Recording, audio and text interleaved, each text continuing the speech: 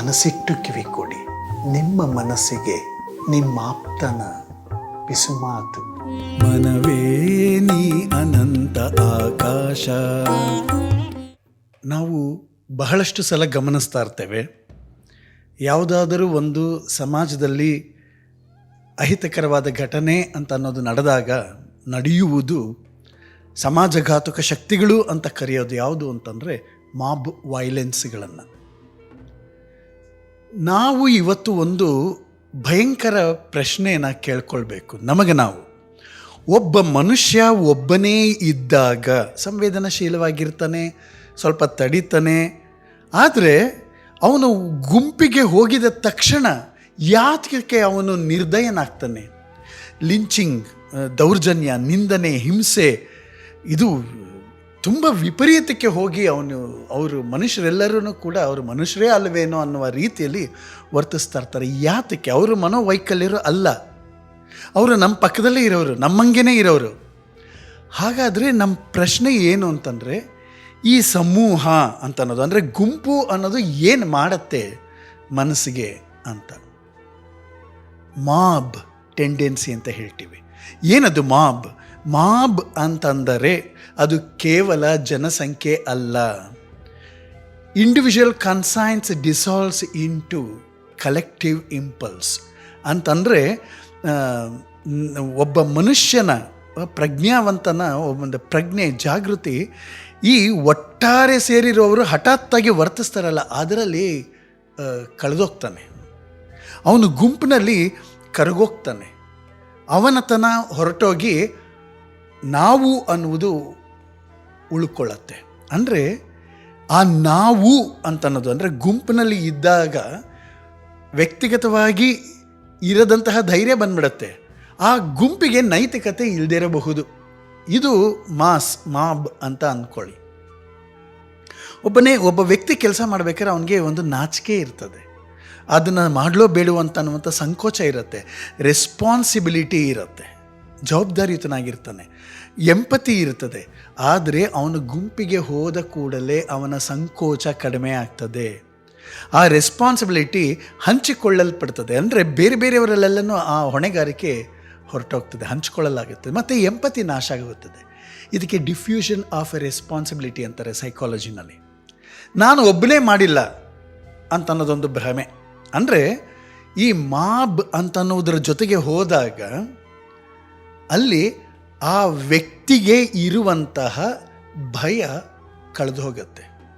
ನಿಜ ಹೇಳಬೇಕು ಅಂತಂದರೆ ಮಾಬ್ನಲ್ಲಿ ಹೋದರೆ ಒಂದು ಭಯ ಇರಬೇಕು. ಏನದು ಅಂದರೆ ನಮ್ಮ ಗುರುತನ್ನು ಕಳೆದುಕೊಳ್ಳುವ ಭಯ, ನಮ್ಮ ನಂಬಿಕೆ ಕುಸಿಯುವ ಭಯ, ಆಮೇಲೆ ನಮ್ಮ ಗುಂಪೇ ದುರ್ಬಲವಾಗುವಂತಹ ಭಯ ಇರುತ್ತೆ ಅಲ್ಲಿ. ಆ ಗುಂಪಿಗೆ ಹೋಗಿದ ಕೂಡಲೇ ಏನಾಗ್ತದೆ ಗೊತ್ತಾ? ಒಂದು ಶಕ್ತಿ ಬರ್ತದೆ. ದುರ್ಬಲ ವ್ಯಕ್ತಿಗೂ ಕೂಡ ಒಂದು ಶಕ್ತಿ ಬರ್ತದೆ. ಒಬ್ಬ ವಿಫಲ ವ್ಯಕ್ತಿಗೂ ಕೂಡ ಏನೋ ಸಾಧಿಸ್ತಾ ಇದ್ದೀನಿ ಅನ್ನುವಂತಹ ಒಂಥರ ಯಜಮಾನಿಕೆ ಬಂದುಬಿಡ್ತದೆ. ಅಂದರೆ ಇದೊಂಥರ ಕಾಂಪನ್ಸೇಟರಿ ಅಗ್ರೆಷನ್ ಅಂತ ಹೇಳ್ತೀವಿ. ಈ ಗುಂಪು ಅಂತನ್ನೋದು ಅಷ್ಟರ ಮಟ್ಟಿಗೆ ನಮ್ಮ ಮೇಲೆ ಪ್ರಭಾವಿಸುತ್ತೆ. ಒಬ್ಬನೇ ಮಾಡಲು ಹೆದರುವ, ಒಬ್ಬನೇ ಮಾಡಲು ಸಂಕೋಚ ಪಡುವ ವಿಷಯಗಳು ಹಾಗಾಗತ್ತೆ. ಹೌದು ಫ್ರೆಂಡ್ಸ್, ಮಾಬ್ ಸ್ಪಾಂಟೇನಿಯಸ್ ಅಲ್ಲ, ಒಂದು ಪ್ರಿಪೇರ್ಡ್ ಗ್ರೌಂಡ್ ಮೇಲೆ ಹುಟ್ಟಿರುತ್ತೆ. ಅದಕ್ಕೊಂದು ಆಲೋಚನೆ ಮುಂಚೆಯೇ ಇರ್ತದೆ. ಆ ಪ್ರಿಪೇರ್ಡ್ ಗ್ರೌಂಡನ್ನು ತಯಾರು ಮಾಡುವುದು ಯಾವುದು ಗೊತ್ತಾ? ಜಾತಿ, ಧರ್ಮ, ರಾಷ್ಟ್ರೀಯತೆ, ಒಂದು ಸಂಸ್ಕೃತಿಯ ಸುಪೀರಿಯಾರಿಟಿ ನರೇಟಿವ್ಸ್, ಇದೆಲ್ಲದರಿಂದ ನಾವು ಶ್ರೇಷ್ಠ, ಅವರು ಅಪಾಯ ಅಂತನ್ನೋದು, ಯಾರೋ ಒಬ್ಬರನ್ನು ಅಪಾಯ ಅಂತ ತೋರಿಸೋದು, ನಾವು ಶ್ರೇಷ್ಠರು ಅಂತಂದ್ಬಿಟ್ಟು. ಇದು ಅಸ್ ವರ್ಸಸ್ ದೆಮ್ ಸೈಕಾಲಜಿ, ನಾವು ಮತ್ತು ಅವರ ನಡುವೆ ಇರುವಂತಹ ಒಂದು ಕಂದಕ. ಒಮ್ಮೆ ಈ ಟ್ರಿಗರ್ ಬಂತು ಅಂತ ಹೇಳಿದ್ರೆ ಮಾಬ್ ಎಕ್ಸ್ಪ್ಲೋಡ್ ಆಗತ್ತೆ. ಮಾಬ್ ಕೆಲಸ ಮಾಡೋದೇ ಇದ್ರ ಮೇಲೆ, ಜಾತಿ, ಧರ್ಮ, ರಾಷ್ಟ್ರೀಯತೆ, ನಾವು ಶ್ರೇಷ್ಠರು ಅಂತ ಅನ್ನೋದೆಲ್ಲವನ್ನು ತುಂಬಿಕೊಂಡಿರುವಂತಹ ಒಂದು ಗ್ರೌಂಡ್ ಅಲ್ಲಿ ಪ್ರಿಪೇರ್ ಆಗಿರುತ್ತೆ. ಅದರ ಮೇಲ್ಗಡೆ ಈ ವ್ಯಕ್ತಿಗಳೆಲ್ಲನೂ ಕ್ರೂರಿಗಳಾಗ್ತಾ ಹೋಗ್ತಾರೆ. ಐಡೆಂಟಿಟಿ ಲೆಸ್ ಇಂಡಿವಿಜುವಲ್ಸ್ ಎಸ್ಪೆಷಲಿ ತಮ್ಮ ವೈಯಕ್ತಿಕ ಗುರುತು ಇಲ್ಲದವರು ಗುಂಪಿನಲ್ಲಿ ತಮ್ಮ ಅಸ್ತಿತ್ವವನ್ನು ಹುಡುಕುತ್ತಿರುತ್ತಾರೆ. ಅದನ್ನು ಮರಿಬಾರ್ದು. ಅವರೆಲ್ಲ ಮಾಡ್ತಾರೆ ಅಂತಂದರೆ ನಾನು ಯಾಕೆ ಮಾಡಲಿ ಅಂತ ಅನ್ನೋರು ಮಾಡೋದಿಲ್ಲ ಅಲ್ಲಿ. ಆಮೇಲೆ ಅದುಮಿಟ್ಟಲ್ಪಟ್ಟಿರುವಂತಹ ಸಪ್ರೆಸ್ಡ್ ಆ್ಯಂಗರ್, ಜೀವನದಲ್ಲಿ ಸೋತಿರುವಂತಹ ಕೋಪ, ಇವೆಲ್ಲವೂ ಕೂಡ ಗುಂಪಿನಲ್ಲಿ ಹೊರಬರ್ತದೆ. ಅವನದು ಏನೇನೋ ಫ್ರಸ್ಟ್ರೇಷನ್ಸ್ ಇರ್ತದೆ, ಅವನು ಸೋತಿರ್ತಾನೆ ಜೀವನದಲ್ಲಿ. ಆಮೇಲೆ ಅಥಾರಿಟೇರಿಯನ್ ಮೈಂಡ್ಸೆಟ್, ಆ ಮೈಂಡ್ಸೆಟ್ ಎಂಥದ್ದು ಗೊತ್ತಾ, ಒಂಥರ ಪ್ರಶ್ನೆ ಕೇಳದೇನೆ ಸುಮ್ಮನೆ ನುಗ್ಗುತ್ತಾ ಇರೋದು.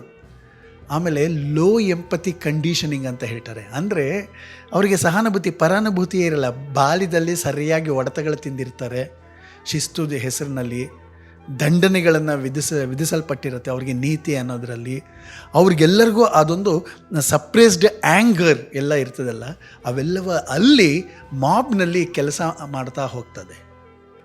ಇದು ಈ ವೈಯಕ್ತಿಕವಾಗಿ ದುರ್ಬಲವಾಗಿರುವಂತಹ ಜನಗಳು ಮಾಬ್ನಲ್ಲಿ ಅಥವಾ ಸಮೂಹದಲ್ಲಿ ಕರಗಿ ಹೋಗ್ತಾರೆ, ಕಳೆದು ಹೋಗ್ತಾರೆ.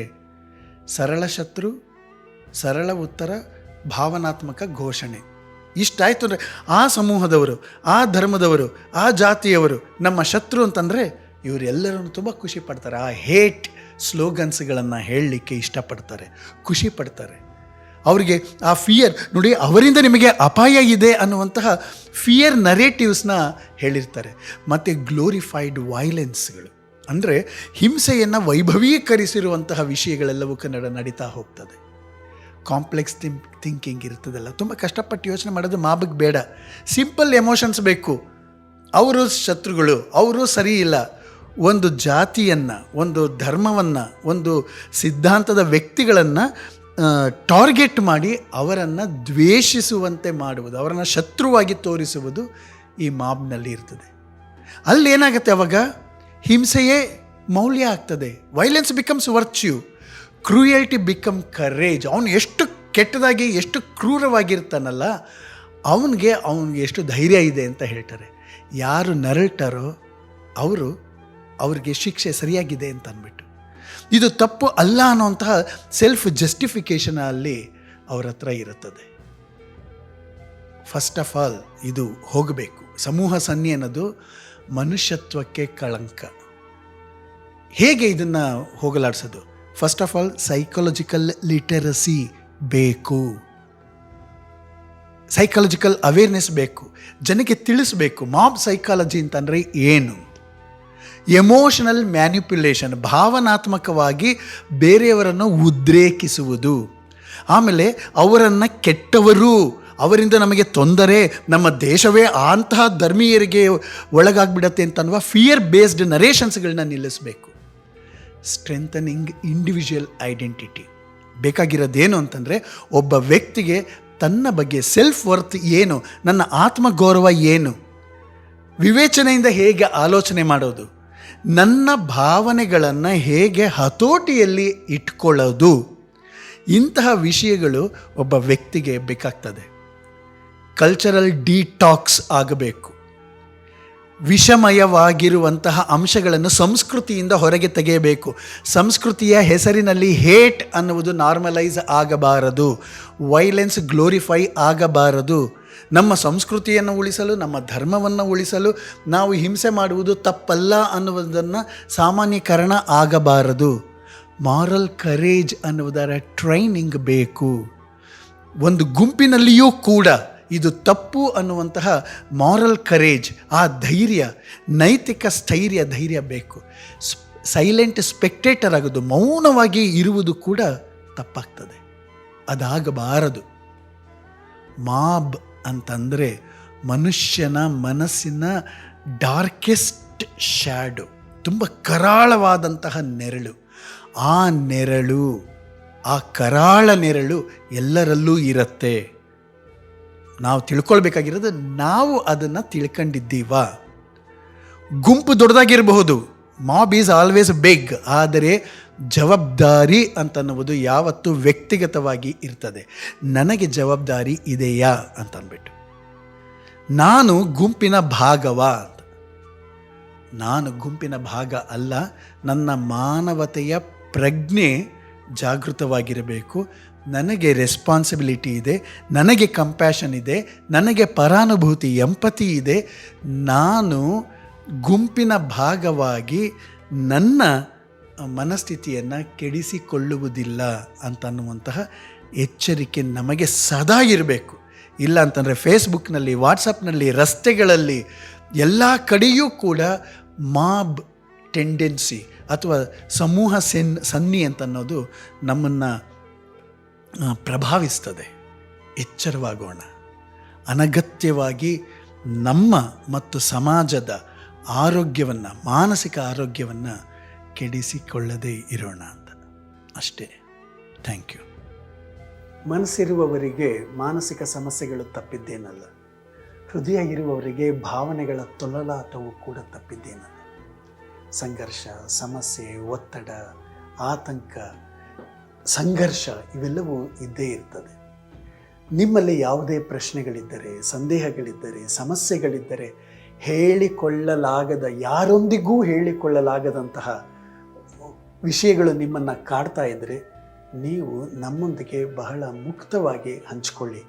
ಹೀಗೆ ಹಂಚ್ಕೊಳ್ಳೋದ್ರಿಂದ ಏನಾಗ್ತದೆಯೋ, ಐಡೆಂಟಿಟಿ ರಿವೀಲ್ ಆಗಿ ಎಲ್ಲ ವಿಷಯಗಳು ಗೊತ್ತಾಗತ್ತೇನೋ ಅನ್ನುವಂತಹ ಭಯ ಬೇಡ. ನಿಮ್ಮ ಗೋಪ್ಯತೆಯನ್ನು ಕಾಪಾಡುವುದು, ನಿಮ್ಮ ಐಡೆಂಟಿಟಿಯನ್ನು ನಾವು ರಿವೀಲ್ ಮಾಡದೇ ಇರುವುದು ನಮ್ಮ ನೈತಿಕ ಹೊಣೆಗಾರಿಕೆ ಆಗಿರ್ತದೆ. ಹಾಗಾಗಿ ನೀವು ಈ ಕೆಳಕಂಡಂತಹ ನಂಬರ್ಗೆ ನೀವು ವಾಟ್ಸಪ್ ಮೆಸೇಜ್ ಮಾಡಬಹುದು ಅಥವಾ ವಾಯ್ಸ್ ನೋಟ್ ಕೂಡ ಕಳಿಸ್ಕೊಡ್ಬೋದು. ಯಾರಿಗೂ ಹೇಳಿಕೊಳ್ಳಲಾಗದಂತಹ ನಿಮ್ಮ ಸಮಸ್ಯೆಗಳನ್ನು ಹೇಳ್ಕೊಳ್ಳಿ. ನಿಮ್ಮ ಬಗ್ಗೆ ಆಗಲಿ, ನಿಮ್ಮ ಸಂಬಂಧಗಳ ಬಗ್ಗೆ ಆಗಲಿ, ಅಥವಾ ನಿಮ್ಮ ಮನೆಯವರ ಮಕ್ಕಳ ಬಗ್ಗೆ ಆಗಲಿ, ಯಾವುದಾದ್ರೂ ಸರಿಯೇ. ಇದಕ್ಕೆ ಒಂದು ಯಾವುದೋ ರೀತಿಯ ಒಂದು ಮಾರ್ಗೋಪಾಯ ಇರ್ತದೆ. ಸಾಧ್ಯವೇ ಇಲ್ಲ ಅಂತ ಅನ್ನುವಾಗ ಡೆಡ್ ಎಂಡ್ ಅಂತ ಏನು ಇರೋದಿಲ್ಲ, ಬೇರೆ ಕಿಟಕಿಗಳು ತೆಗೆದಿರ್ತವೆ. Thank you.